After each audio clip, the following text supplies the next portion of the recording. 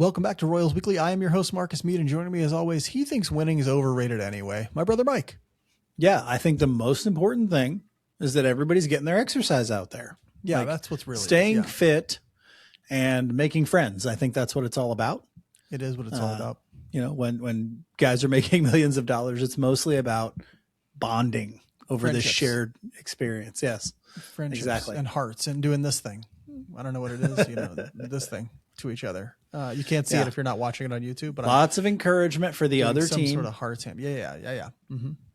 It's the friends we made along the way. That's what matters.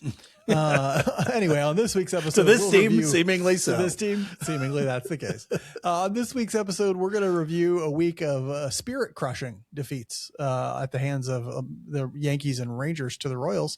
So they handed us a week full of hot duty. We're going to discuss what we'd like to see the Royals do mid-season as they pivot away from the notion of competing. Yay!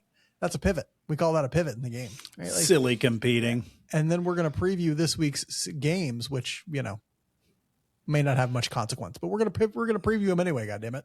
Anyway, if you're interested in more of this wonderful Royals content, go ahead and subscribe to the Royals Weekly Substack.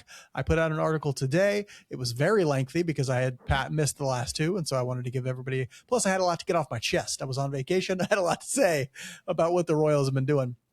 It's $5 a month. You get 2 extra episodes every week. You get a written article every week.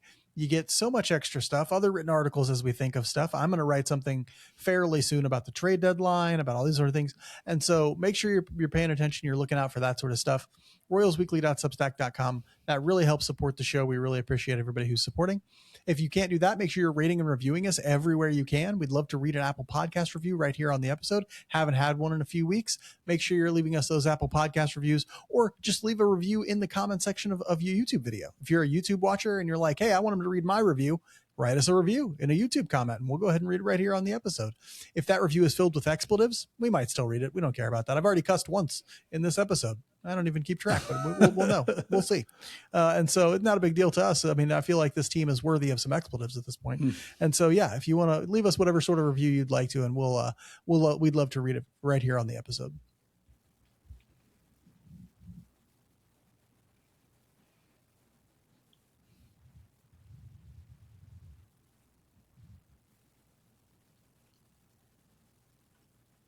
We'll start the review of last week with roster news like we always do. There was a ton of it. There was a lot of sort of shuffling back and forth. Nothing huge. I think I forgot to put one element on here that we should at least talk about, Mike, so I'm going to get you on your toes for some impromptu stuff after this first one. But mostly it was a lot of bullpen shuffling. The Royals were shuffling around the relievers back and forth, trying to patchwork what is one of the worst bullpens in Major League Baseball. I'm going to try and run through the list, but we're not going to talk about all of them individually. There's too many. Mason Black was recalled. Bailey Falter was DFA'd. That's designated for assignment. Eric Sarantola was recalled and then optioned all in the last week. Matt Strahm was activated from the injured list, so he'll be back with the team soon. Nick Mears was placed on the 15-day IL with right shoulder impingement. That is the bulk of the bullpen moves. Mike, what are your thoughts on this flurry of bullpen action? My thoughts initially were, this is the white flag before the white flag, right? How do you know your team is about to give up? They start just moving bullpen pieces back and forth in a flurry of things that they cannot really control. It's just about who can throw innings in that bullpen right now. Has Eric Sarantola shown you anything that says he deserves to be in Major League Baseball? Nope, but he got some time the other day. Okay, Bailey Falter was back for a brief period of time. He'll probably be back again. Who knows? Mason Black, another guy kind of like that. All of these guys, it's just who can come up and fill some innings for a team that is drowning right now. Now, I say the white flag before the white flag because the real white flag of a season is what we're going to be talking about later when they start trading everybody away, a la the Minnesota Twins last year. I think it was last year that they did that. They did that just fire sale, got rid of everybody. If the Royals start doing that, that's the true, okay, it's over for us. I mean, there are when the Royals start doing that. Yeah. I mean, I feel like this whole last week was kind of the white flag, really. But, I go with another metaphor. It's like moving deck chairs on a certain boat. like having all this bullpen movement. It's like, what's the difference between Mason Black and Eric Sarantola? Does anybody know in terms of effectiveness? What's the difference, right? What's the difference between those guys and Lucas Ursig, right? Like not much right now. And so what are we talking about here? It's all replacement level guys replacing replacement level guys. It's not doing anything. Matt Strom's back. It was everybody like, woohoo, we paid him a lot of money this offseason. Nobody's getting excited because he hasn't been any good at all, right? Like, and so yeah, it's one of those things that's not moving the needle in any particular way. Like I mentioned, this is one of the worst bullpens in Major League Baseball, and adding Eric Sarantola, DFAing Bailey Falter, this isn't actually making it any better. And so none of these moves actually make it any better. A couple of them might actually make it worse. Like Nick Mears isn't good, but among this group, he might be in the top 4 or 5 of their really pitchers. And so losing him might have some sort of minor ramifications, but really it's not going to matter all that much. Mike, I didn't put it on here because it hasn't been like officially done in any way, but we do have to, I think, mention the fact that Michael Garcia left the game yesterday with what we're calling a right hamstring strain. They did some testing this morning and they're not putting him on the IL yet. They're going to kind of test him out tomorrow, see how he's moving around and that sort of thing. What are your thoughts on seeing Michael Garcia get hurt and what you think what it will mean for the team moving forward? Well, immediately I was like, oh, that's bad. So that's kind of shading my thought of this, especially since there's a void of information. It looks so bad. Like he stopped running on that leg halfway between second and third base, and he looked to be in a good amount of pain. And if you read like his account of it, Nan Rogers did a really good job writing up the injury and how they're dealing with it. He heard a pop.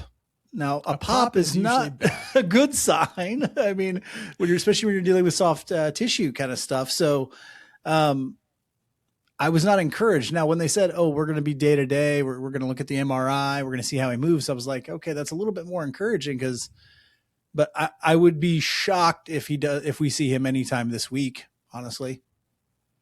What's the point, first off? And secondly, that just looked too bad. It looked too bad to be back in a week.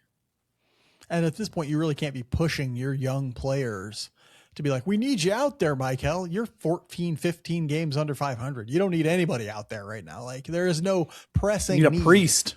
You need a priest. You need a young priest and an old priest or something because it's awful out there right now. And so, no pressuring, no pushing guys to rush back because it's not worth it at this point. Michael Garcia is in the long-term plans for your ball club. You do not want to be making this a recurring problem by pushing him back onto the field too soon. And so, it was rough. And I thought it was pretty bad too. Just watching it happen in real time. I'm like, ooh, that looks like a serious hamstring issue. Right. And so, although in that reporting that Ann Rogers did, that somebody mentioned that like, she has a quote from somebody who's like, this has happened to him before and that sort of thing. And I was like, okay, well, he's felt similar things. Or no, maybe that was Joel on today's broadcast mentioned that like, this is something he's dealt with before, dealt with it in Winter League and that sort of thing. I'm like, well, hopefully it's not something that becomes a recurring problem because they need him to be healthy. He is one of the cornerstones of a lineup that has not very many cornerstones. And so, hopefully he's okay. On the field, it was a winless week for the boys in blue. Yes, you heard that right. Winless, without win. They didn't win a single game in last week, getting swept by the Yankees and Dodgers went 0-6. Rangers. Their overall record, Yankees and Rangers, brings their overall record to 22-37. Mike, we saw blown saves, injuries, a shutout, bad defense, and some of the most putrid baseball we've seen from the Royals since the early 2000s. That's how bad the play was. Give me your overall impression of the week, Mike. It was a kick in the pills from the mailman who just delivered your jury summons. Yeah. All right. That's your fate is sealed. Yeah. And let me kick you in the balls. Yeah. Like either it that was or so maybe some divorce brutal. papers or something. That's it. Hey, by the way, your life is over. And then let me just whack. Let me get that in there for good measure, just because I don't like your face. Okay. It was that bad. Like it was bad baseball on top of bad luck on top of bad baseball. It was a bad baseball sandwich. It was brutal to watch. We didn't do anything particularly well throughout the week. We had a good start here, a good start there, but nothing great. You can't say baseball. They ran the bases well. No, they really put charges into the ball. Nope. Needed 10 hits a game to score 2 runs. Nothing. It was defense? bad. Nope. Awful No, defense. that was bad. Awful. Yeah. It was really bad. Awful. Mm-hmm. One good defensive play. The one like kind of shining thing, Carter Jensen had like a hell of a game. You thought Carter Jensen was going to win a game by himself in that first Rangers game. It was the second Rangers game. Second Rangers game on Saturday. Yeah. And he makes that great diving catch, and he hits that kind of unlikely opposite field home run. You're like, oh, this Blocked is it. a couple balls real well too in that game. Yeah. And then poopy down our pants from Lucas Ursig. So that's what it was. It was even when you thought you had something good that in that game, just snuffed out the hope in that one. Yeah. It was, if nothing else though, if let's put it's not quite a silver lining. It's maybe like a dull gray lining. At least it was a definitive week. We no longer have to worry about the Royals competing or getting back into it or anything like that. That's over, right? So it's definitively over. Right? It was a real hope-killing week. Right. Real hope killer, but at least it's dead now, right? Like we can say that. It's dead, okay? At least it's dead. I'm going to title this episode, At Least the Hope is Dead, right? Like there we go. That's the title of this episode, okay? Mark it. I'll probably forget by the time we're done recording. At least it was a definitive week. We now don't have to consider like, well, what are they going to do with the trade deadline? Like we know what they're going to do with the trade deadline, like, or we know what they should do. History says sometimes they won't do that, but at least we got to say like, okay, this is a bad team and bad teams need to kind of be blown up and reconstructed. So that's what needs to take place. Mike, I gave you a tall task this week when I said, find a strong performer for the week. Who'd you come up with? It was very difficult. This is the hardest part of the outline this week. Mark always sets up a wonderful outline for us to kind of fill in our thoughts and things like that. And this is the hardest one this week because I went through and looked, okay, I've been watching the games. I'm seeing this. There's nobody I can point to and say over the week was all that good. And so I went and dug into the numbers and it's like, okay, and those bear that out as well. Nobody was really that good. I went with Vinny Pasquantino for this simple reason.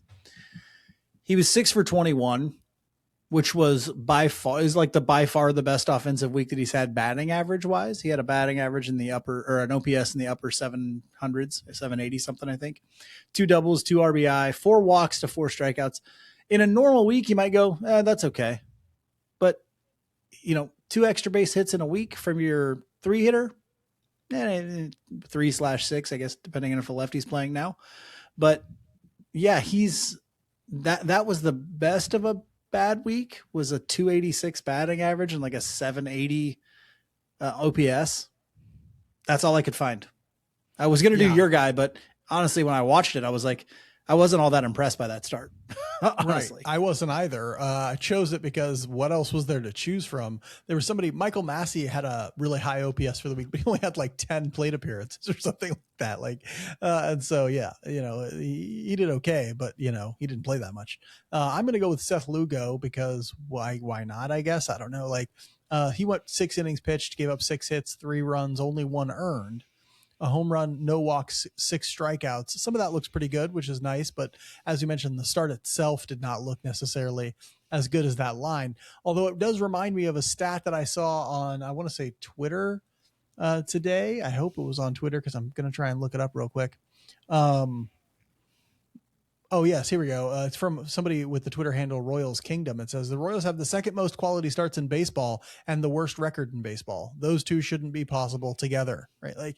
But this is Lugo's start is a reflection of that. He had put up a quality start there, but did not get a win, and they did not get a win in that game. How do I know? Because they lost all their games this week.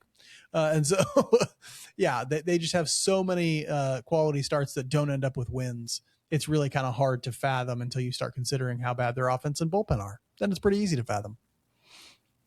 Mike, weak performers was like, reaching into a bowl full of jelly beans for a jelly bean. There are plenty to choose from. Who was your weak performer for the week? I had to go with Jack Caglione, a guy who we're now hoping can use this season as a way to springboard himself into a very productive player in the second half or next year. But it was not a good week for Jack.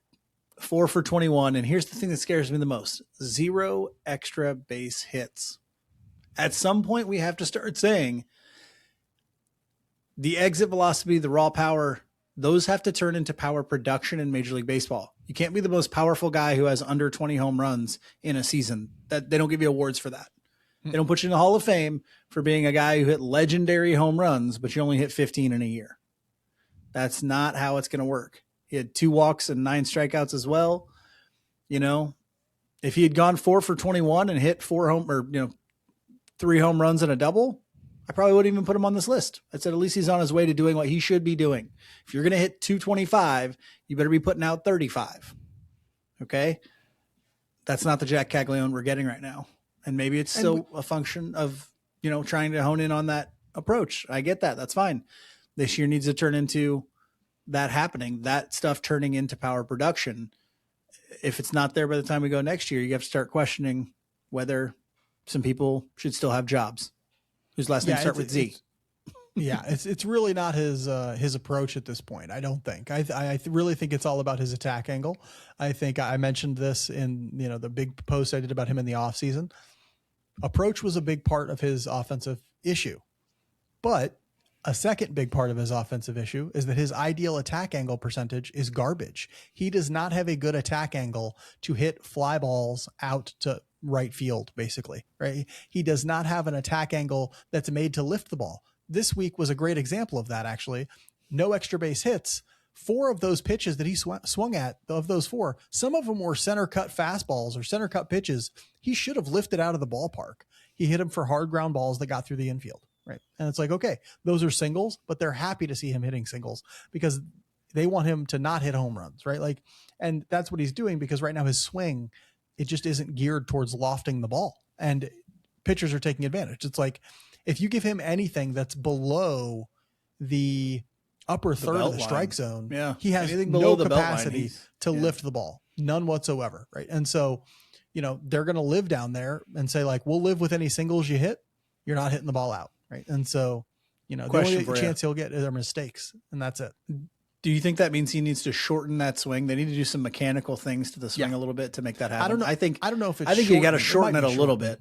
I think you do shorten it, but I think you have to address the way that his bat goes from his load position into the strike zone. Cause right now it's not good, right? And he's, I don't know how to say this. Like it would be much better if I could display this visually.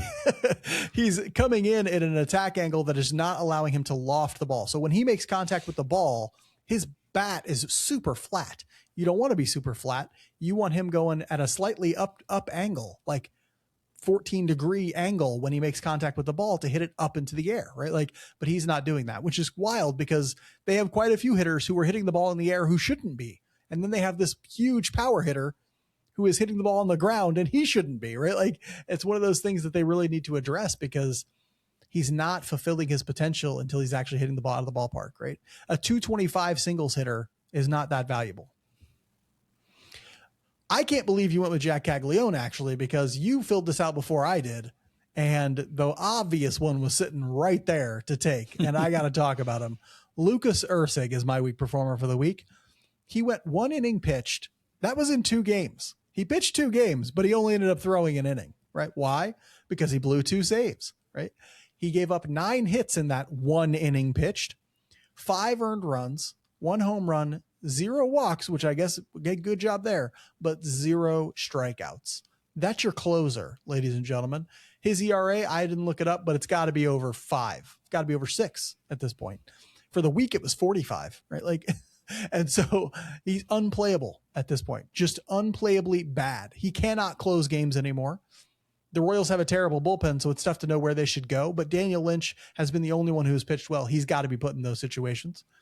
Just really awful. You got an Erceg ERA for us? Let's see. I do. Hear that. 6.33 so far this year. 6.33. Lovely. Yeah. And coming into today, 1.92 whip. A 1.92 whip. Look at that. He's letting guys on at a prodigious rate. Well, he gave up 9 hits in 1 inning pitch last week. Yeah, that's going to skyrocket the whip.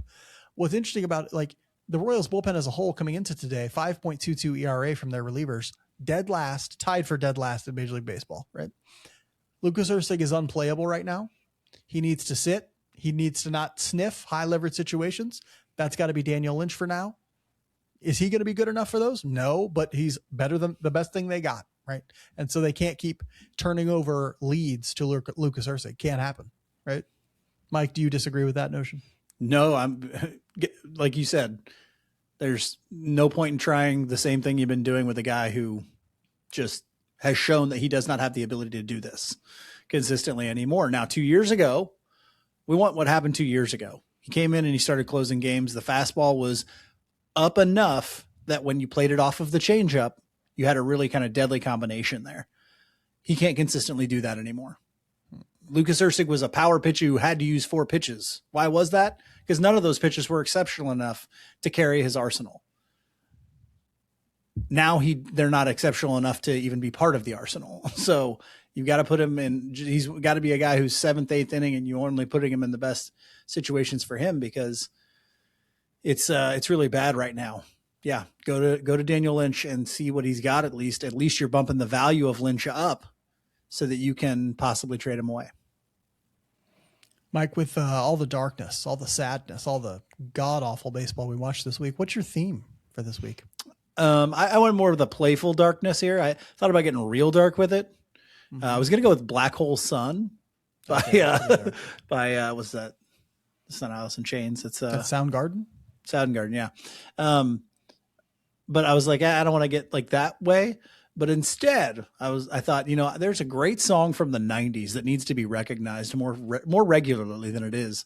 It's called Banditos, and it's by a band called The Refreshments from 1996. Yeah, we're bringing it back, 1996. I play it for my students sometimes. But the very opening line to the song is, "So just how far down do you want to go?" And I'm like, yep, that's what we're asking ourselves right now. How dark is this going to get? Yeah. How 100 losses? We're gonna go for 100 losses. You go for a hundo? Do we go hang top 5 on them? Good chance to get a top 5 pick in that lottery they got going. Oh yeah, let's do it. Hang the banner. Hang the 100 loss banner. I went to a sort of a comical dark place as well. If you ever heard the song Banditos, it's actually kind of upbeat and fun and funny very very fast like song. I went with something that's funny but also dark. It's from my favorite comedian, James Acaster, who is really masterful at the funny and dark combo, right? He's talking about his own journey as a stand-up and how much he actually doesn't like it or gets really anxious doing it, and things like that. And he always questions whether or not it's for him. And he's talking about being on the road, preparing new material and just dying on stage all the time because he's like the type of guy who bombs a lot, right? And he's like, he's talking to an audience member as if the audience member is him, right? But really he's just talking about himself. He's talking to the audience member and he's like, remember that time you died for a whole month? You should do. It was this year. And that's what I thought about when I thought about, what are they doing? They're died for the whole last month. May is a terrible month for them. So you remember that time the Royals died for a whole month? You should do. It was this year. It was this month. This is right now, right? Like it happens frequently. We get it every other year.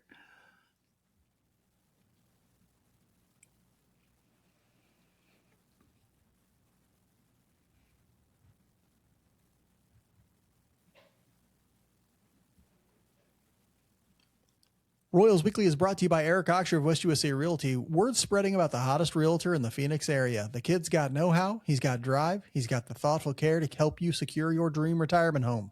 And let's face it, Phoenix is a dream. Sun, golf, baseball. And who wouldn't want that dream? Beats the absolute nightmare that is watching the Kansas City Royals right now. Yes, that is a nightmare. Eric Oxer ranked in the top 3% of agents in all of Arizona for the first quarter of 2026. Why? Because for Eric, it's not about him. It's about you. He's going to spend day and night grinding to find you the house of your dreams and get you the best price for it. He's barred from The Price is Right for negotiating Drew Carey out of his underpants. Yeah, that's a true story. Find Eric Oxer of West USA Realty online at ericoxer.com. That's ERICKAUXIER.com.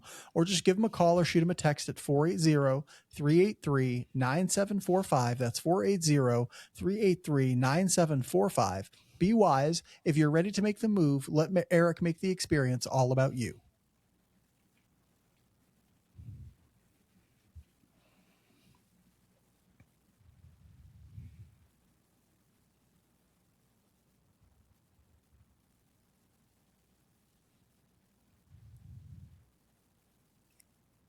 All right, cards on the table. It sucks to be out of contention in May. All right, we just got to get those feelings out there. It sucks to be out of contention in May.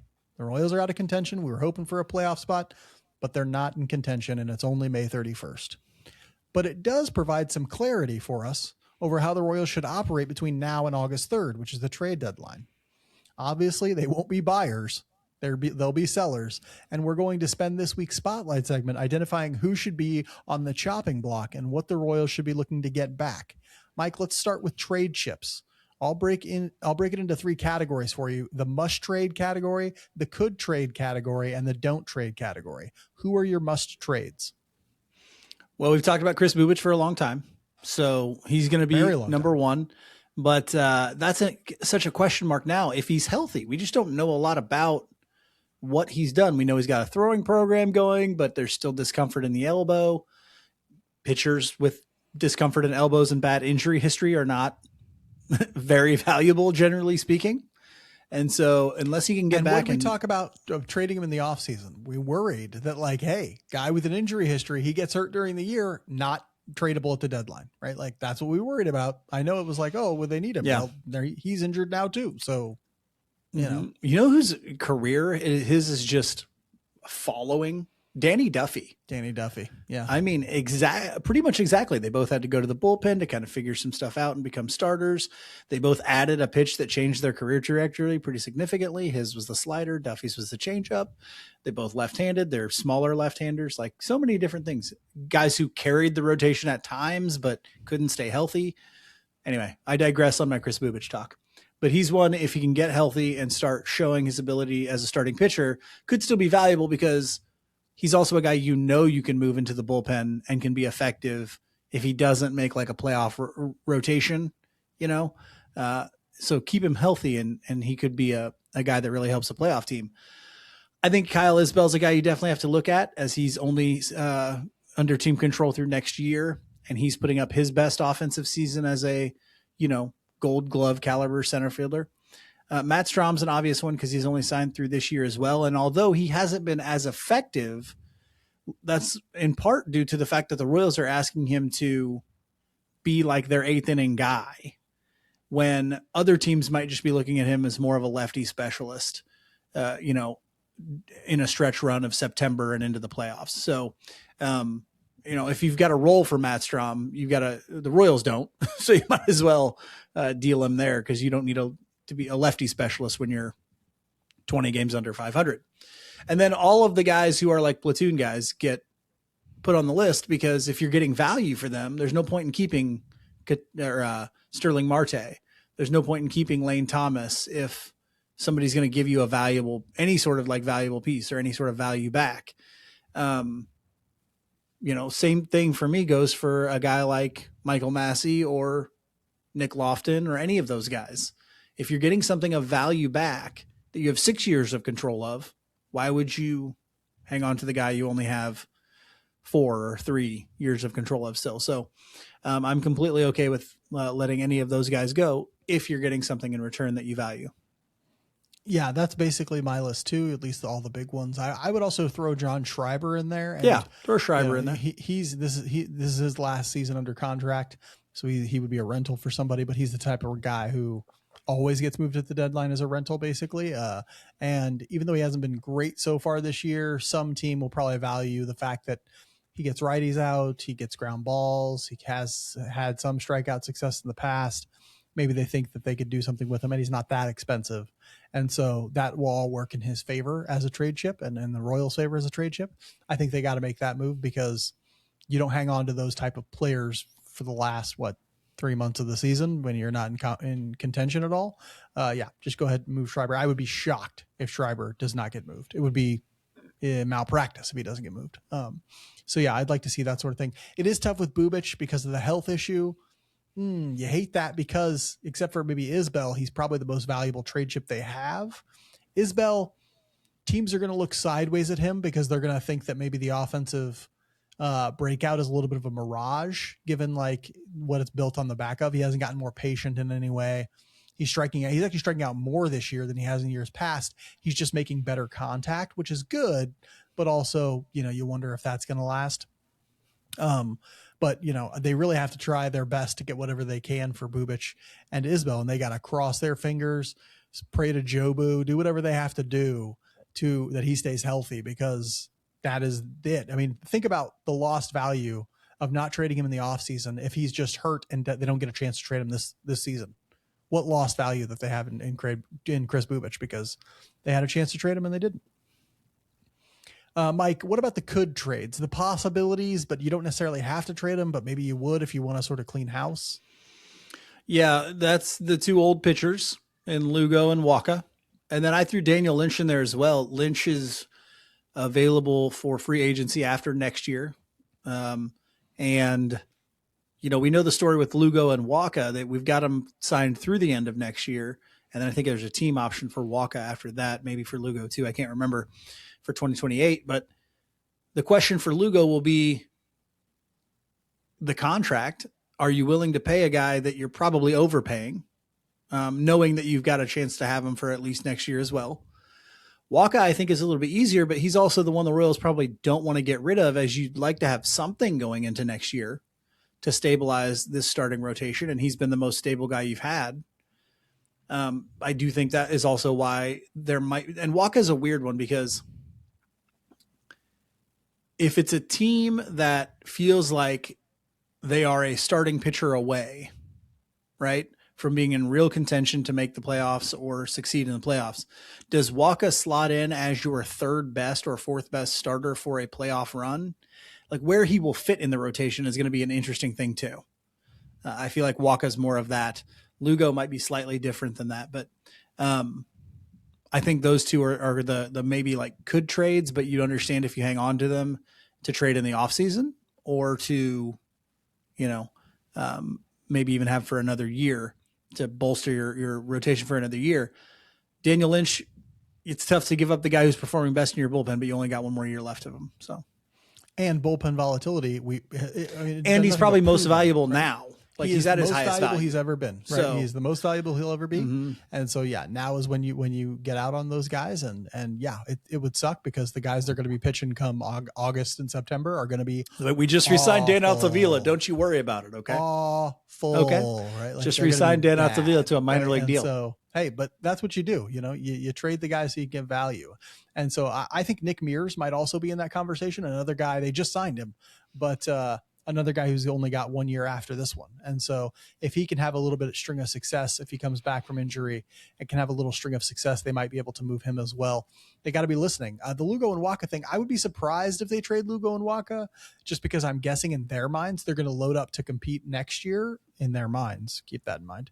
And they probably need that sort of pitching depth. Right. But that's a lot of money on their books that could be spent going to get other pitching depth that's much younger, right? Or helping to shore up their bullpen, or, whatever else. One of the things I looked at in the post for the Substack today was how much money they're wasting, right? Essentially right now, if you think about Jonathan India and all the money he makes, and a bunch of other guys who are either completely ineffective. I mean, what's crazy, if you sort of just look at the money on their injured list right now, is almost $40 million, right? Like, and if you look at like their players who are performing at or below replacement level, it's at least another $20 million, right? And so they're paying a ton of money to a bunch of guys who either aren't playing at all or are playing like replacement level players. I have a big question for you here. Yeah. Does Lugo's age and Waka's age, are those trade decisions impacted heavily by the labor situation going into next year? The only thing that I think of in terms of their impacting is the Royals will be conscious of the potential of a salary floor, right? And they'll be thinking about like, well, we may have to spend a little bit more money anyway to get above that number, depending on where it comes in. They're just below what was proposed as a salary floor in the most recent round of negotiations. But do you say performance bonuses and things that would get them over that number? And so how else would they be impacted? Well, do you say, okay, well, if we hang on to Seth Lugo at 34 or 36 or whatever he is, and there's a lockout next year, and he comes back for the next year of his contract, and he's 2 years older than he is now, Does that I don't. impact whether you decide to trade these guys or not? Well, I don't think he would be like, depends on how long the lockout lasts. And I don't think like, I don't know. I don't think they're really thinking in those terms, right? Because they're going to have some, I think the thing they're thinking about is we can't trade both of them and have a rotation that's just got Cole Reagans in it. Like we can't trade Lugo, Waka, and Chris Bubich and have a rotation that consists of what? Cole Reagans, Noah Cameron, Steven Kolek. That's only 3 guys. And Cole Reagans only pitches like 40% of the time. Like, and so you can't do that. Yeah. Like that's, I'm not saying, but so I think, I never thought they would get rid of both guys, but I do think you have to be kind of judicious and say, hey, if we get the right, whoever you can get the right package for. Yeah, maybe. Yeah. You got to listen at the very least. Mike, we can breeze through this next one real quick, but who are the don't trades? We've already kind of mentioned this. It's Carter Jensen, it's Jack Caglione, it's Bobby Witt Jr., and it's Maikel Garcia. You listen on everybody else. It's hard. You probably don't trade Salvi just because of the legendary status for the team. And, Isaac Collins was the other guy. I'm like, you probably don't trade him because his value has gone down.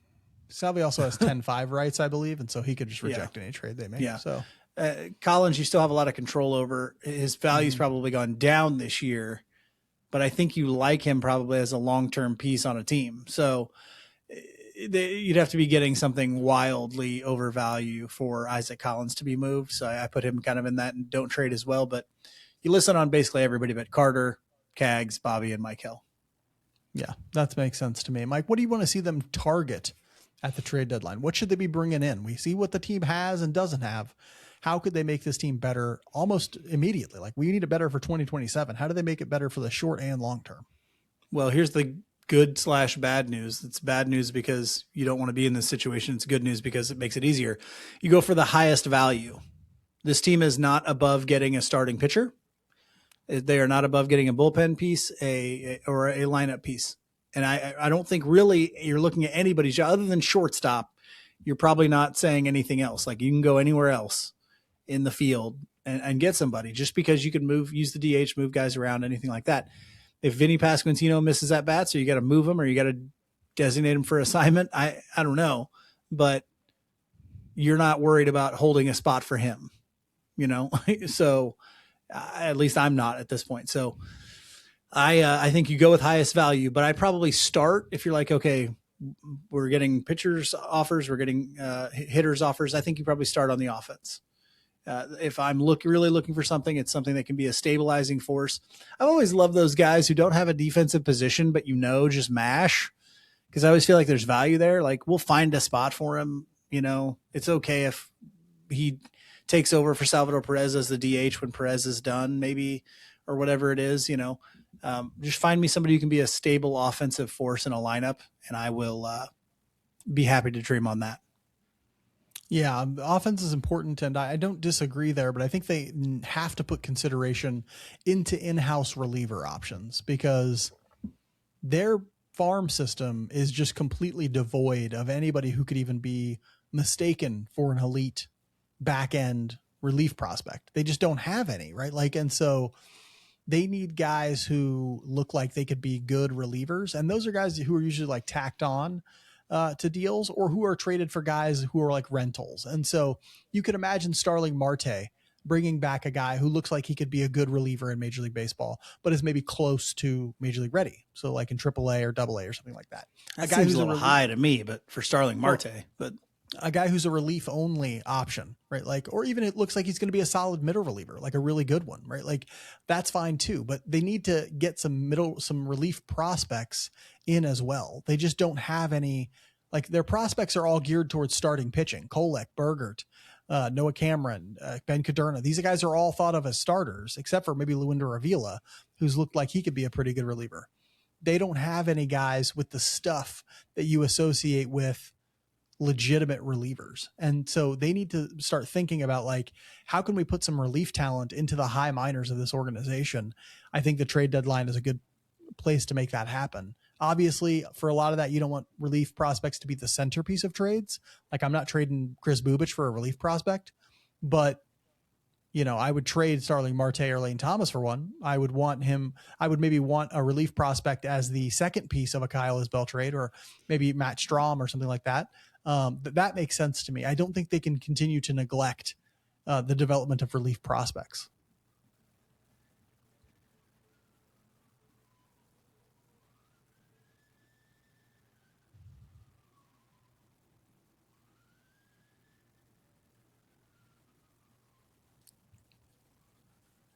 Mike, what household chores do you refuse to do yourself?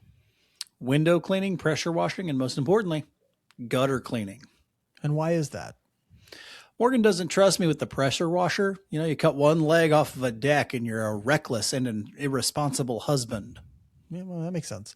If you're wise like Mike and Mike's wife, reach out to the professionals at Window Wolf for all your window cleaning, gutter cleaning, and pressure washing needs. Window Wolf is a locally operated small business with all the professional know-how to keep your feet on the ground and your house or business shining bright. I've known the owner of Window Wolf for years, and I can tell you that there's no one more reliable for high-quality service. Plus, Window Wolf is revolutionizing home maintenance with their new instant price calculator, which gives you a free quote without a home visit or entering a bunch of your personal information. Window Wolf is making the process easy and the price affordable. And for a limited time only, you can get 50% off when you book using their instant price calculator. Just visit windowwolf.com. That's windowwolf.com and use the code Royals50. That's Royals50, no spaces, when using that instant price calculator, and save big bucks on quality service. I'll take some of those savings and buy half a pound of beef. That's how expensive beef is right now. Inflation for real. Insane. Be smart. Let the pack handle your pains with Window Wolf.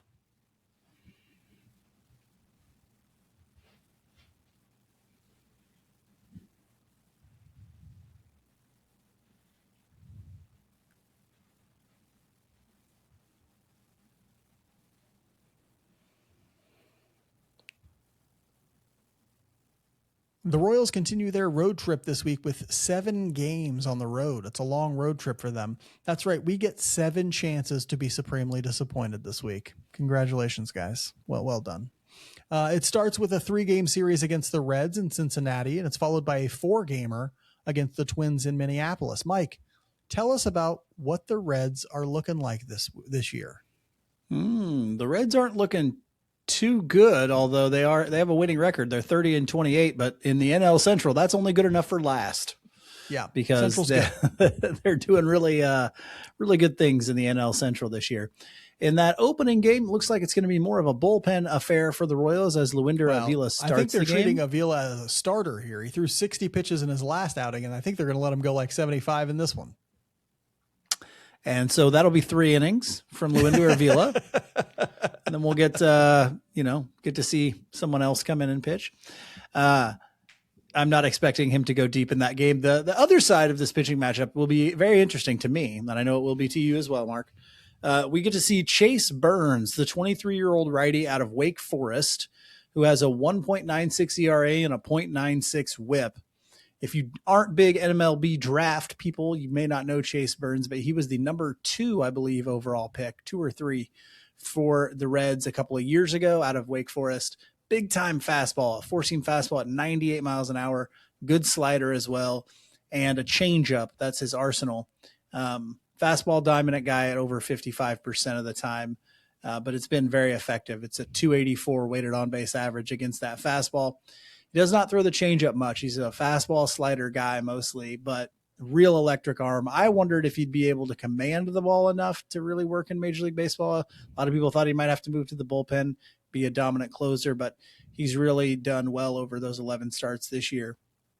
And it'll be fun to watch him throw. Electric arm on this guy. And he's walking a little bit above average, but not too many guys. So I'm excited for Chase Burns starting game 1.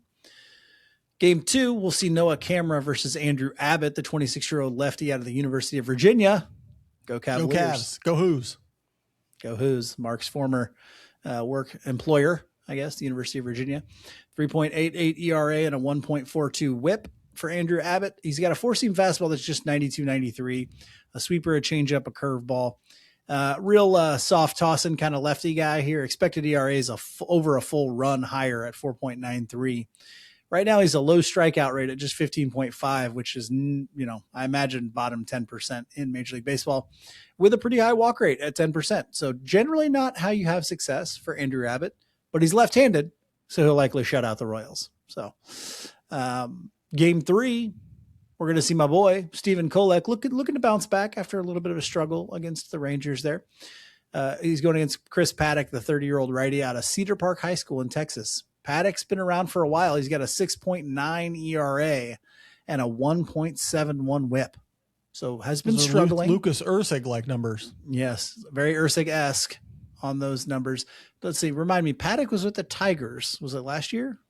I don't believe remember. He was with the Tigers last year. So me to remember things. I think we have a little bit of experience against Paddock is what I'm saying. So maybe some guys have seen him before. 4-seam fastball at just 92 to 93, a changeup, a curveball, a cutter, a sweeper, a sinker. Again, he's not going to strike out very many people either, just 16.3% for the K rate. And his fastball is currently getting destroyed with a 407 weighted on-base average against the fastball. So hopefully we can do some damage against Chris Paddock. My boy Stephen Kolek can get us a series win at the very least. After that, they're going to head over to Minneapolis for a 4-game series against the Twins. The Twins are 27-33, which is good for third in the AL Central. They would be way, way back there in the NL Central. But in the AL Central, 6 games under 500 puts you right in contention. Not a great year so far for the AL Central. The Twins, who, as Mike mentioned, did a whole sell-off last year, are looking roughly Twins-like. I mean, they have an average offense roughly. They're 98 weighted runs created plus. It's tied for 15th in Major League Baseball. Ryan Jeffers putting up a very good season for them with a 165 weighted runs created plus. Byron Buxton has stayed healthy all year so far with a 142 weighted runs created plus. And Trevor Larnach, who has maybe taken some time to really find some of his offensive potential, but he's got a 119 weighted runs created plus, and he's doing pretty well offensively as well. And so deep lineup there in Twins country. We'll see how they can do against this Royals pitching staff. On the pitching side, the Twins are kind of experimenting right now because they've had a few guys who've had success, but the back end of their rotation has not looked as good. They have a 4.47 ERA as a team. That's 23rd in Major League Baseball. Joe Ryan putting up his usual good season, 2.94 ERA. Taj Bradley, also a solid season with a 3.21. After that, things get a little more dicey. The Twins just DFA'd Simeon Woods Richardson. You might remember him. Yeah, he's gone now. Bailey Falter, I believe, or not Bailey Falter, Bailey Ober. I believe just went on the IL as well.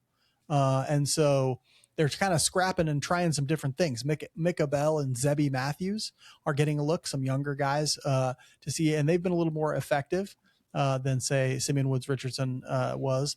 So we'll see who we end up facing, but their pitching hasn't been so solid this year. Maybe we could score a run or two. That's my biggest hope that I have.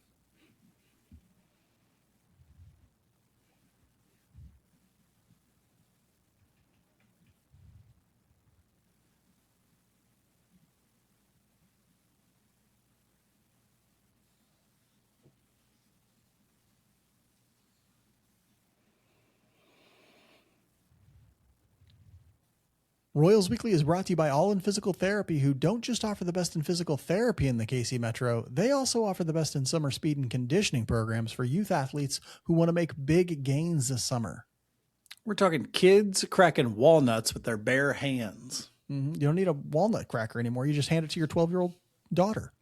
If your child is interested in getting the most out of their athleticism, check out videos of All In's summer speed and conditioning programs on their Instagram feed.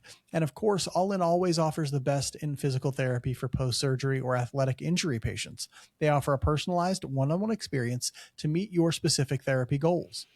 One of my specific therapy goals is to be able to crack walnuts with my bare hands. And I'm close. He's close. He's almost there. He's got tiny hands. It's tough. Learn more about how All In Physical Therapy can get your body on track at allin-pt.com. That's ALLIN-pt.com. Or give these very nice people a call at 816-427-5300. That's 816-427-5300. All In Physical Therapy, your recovery goals are their number one priority.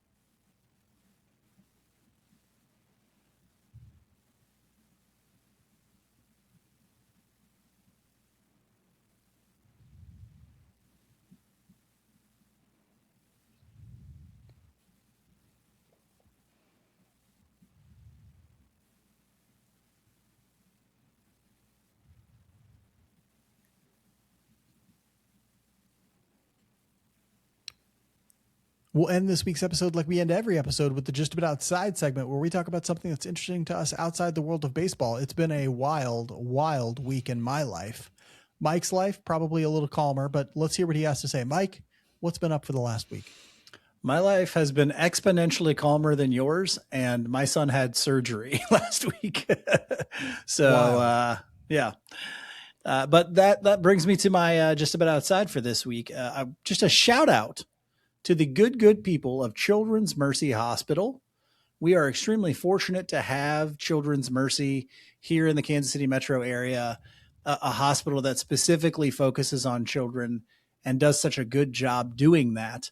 I mentioned that my son had to have surgery to remove his tonsils. This was last Wednesday, which meant that we spent all week, kind of recovering from that. And there's certain things you can and can't do when you recover. And the people at Children's Mercy helped us with those. But just the doctors and staff. Now, I hate healthcare system. The healthcare system, I hate insurance companies. Same. I think I fall into a pretty large group of people in this country for that. But you cannot say that the good doctors and nurses at Children's Mercy do anything but, help and love and have such expertise in dealing with children that for parents, just when hey, my child has to go get surgery, it just a little bit eases some of that anxiety when they're going to Children's Mercy, because those people deal with children. They're experts in making your child comfortable. And that's what we noticed. My son was nervous. He's 4 years old. So he was nervous about this thing, and they handled it so well and helped us with recovery so much and did all those great things. So big shout out to Children's Mercy. We are just so lucky to have you. And then of course that combines with the fact that our celebrities from Kansas City came home and are currently doing the stuff that they do for Big Slick and making and raising a whole lot of money. I saw a thing raised over $4 million in one night, I think, for that. And so great job from those people who, a lot of funny comedians come together that are from the area to help out that hospital. And it's been awesome. And it's been awesome. My child's been to Children's Mercy a few times. Mark spent some time at Children's Mercy when he was a kid. They just do such a good job. And so shout out to them. Thank you so much, Children's Mercy. Did a lot for me when I was a youngster, and did a lot for Lincoln, who is wonderful. And so, great resource for this community. It has an excellent origin story. If you've never heard it, give it a read on their Wikipedia page. It's very interesting how that hospital was founded. Love to have them here. I'm talking about the experience that I had this last week that wasn't terrible, right? So for the last week, I went on a vacation with our mother. We did what we call a golfing road trip. We've been planning it for a couple of years, or wanting to do it for a few years. And so I sat down and I planned it, and I was like, hey, it's just essentially we take a road trip and we golf at all these different golf courses along the way. I've had the genius idea, well, why don't we take that road trip to Cooperstown, New York, so we can see the Baseball Hall of Fame? And so we did that this last week, and it was so wonderful to get to spend time with my mother. That was amazing. I thought about making this just about like, hey, take a vacation with your parents. It's a lot of fun. But my mother and I had so much fun playing golf courses, in part because we played a bunch of different weird ones, right? So like when you're choosing golf courses that you know nothing about, but they lay across the country, they can be pretty weird sometimes. So I chose this one outside of Cooperstown, not the one in Cooperstown. There is a golf course in Cooperstown, but it's really expensive. It's like $175 a round, right? I ain't paying $175 a round to play golf. So I chose one that was on the other side of the lake that Cooperstown is on, right? Like 25 minutes away. This golf course was insane. And I don't mean that in like a good way necessarily, but it was like really old, like ancient from the 1800s, and like insanely constructed. Like some holes were like 2 holes. Like the 4th hole was also the 11th hole. And like, it was impossible to tell. We accidentally played the wrong hole once, because it's impossible to tell where you're supposed to be hitting the ball. Right. It was just crazy. It was a crazy experience. And then we signed up, we went to play a par 3 course in Pittsburgh, but it's like a par 3 course that's attached to a driving range that's attached to a mini golf course. So it's one of those kind of deals, right? Like, oh yeah. It costs $11. And the go-karts are just over there. Exactly. But it was so much fun, right? Like it was a ton of fun. And it was packed, and it was like, you could easily get hit by a ball. I imagine people get hit by balls there constantly, right? Like, but it was just so much fun. And yeah, we had a lot of fun. One of the big elements of fun though was playing all these different weird courses. And so get out there and have those experiences. I feel like if you play golf, you'll understand that it's sometimes fun to play the ones that are like less well taken care of and like weird and like at least you get a good story well, out of it. and yeah, and stuff like that. It's just I enjoy that sort of thing. And so yeah, I had a bunch of fun. Some other things happened that were way less fun, but that vacation, that road trip was a ton of fun, and I really loved it. So that's all I played. Wait, real quick story. Mm-hmm. Quick story. I played at a place in Mexico one time where I knew it was going to be weird because the guy, I paid the one, I walked in and I'm like, it looked like nobody'd been in there for months in the clubhouse. I'm like, okay. I hand my money to the guy. He takes it, puts it right in his pocket. I'm like, this is going to be weird. Okay. We were the only people on the course all day. And it was rough. It was rough. There was construction debris that like lined the fairways. It was pretty messed up, but a good experience and just a fun story and a good memory of San Carlos, Mexico. And Mom will always remember that Cooperstown tour. It's the first time she's ever chipped in. She chipped in for par. Oh, all right. Yeah, she was very excited. I was stoked. I was screaming. It was wonderful. Yes. If you ever get a chance, check out Cooperstown. It's a wonderful place. That's all we have for you this week. We'll be back again next week with more Royals Weekly. Make sure to subscribe to that Royals Weekly Substack if you want more, royalsweekly.substack.com. Until then, be good to each other. And go Royals.